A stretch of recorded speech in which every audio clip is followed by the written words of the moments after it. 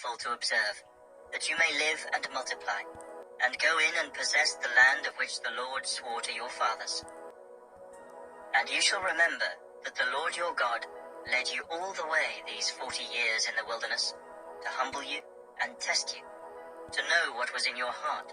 whether you would keep his commandments or not. So he humbled you, allowed you to hunger, and fed you with manna which you did not know, nor did your fathers know,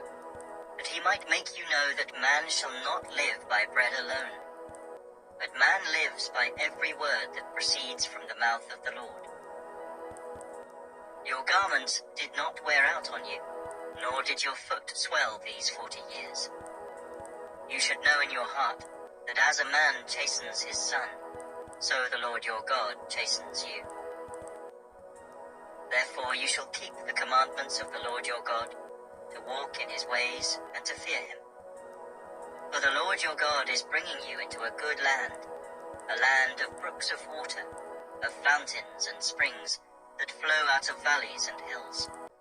a land of wheat and barley, of vines and fig trees and pomegranates, a land of olive oil and honey,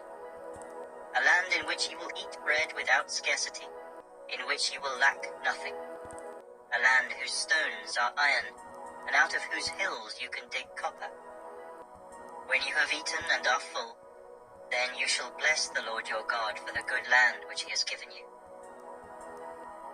Beware that you do not forget the Lord your God by not keeping his commandments, his judgments, and his statutes which I command you today, lest, when you have eaten and are full, and have built beautiful houses and dwell in them, and when your herds and your flocks multiply, and your silver and your gold are multiplied, and all that you have is multiplied, when your heart is lifted up, and you forget the Lord your God, who brought you out of the land of Egypt, from the house of bondage, who led you through that great and terrible wilderness, in which were fiery serpents and scorpions, and thirsty land where there was no water, who brought water for you out of the flinty rock,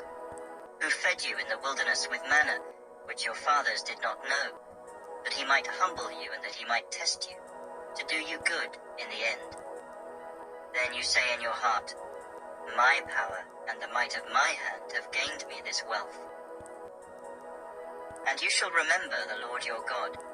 for it is he who gives you power to get wealth, that he may establish his covenant which he swore to your fathers, as it is this day. Then it shall be, if you by any means forget the Lord your God, and follow other gods, and serve them and worship them,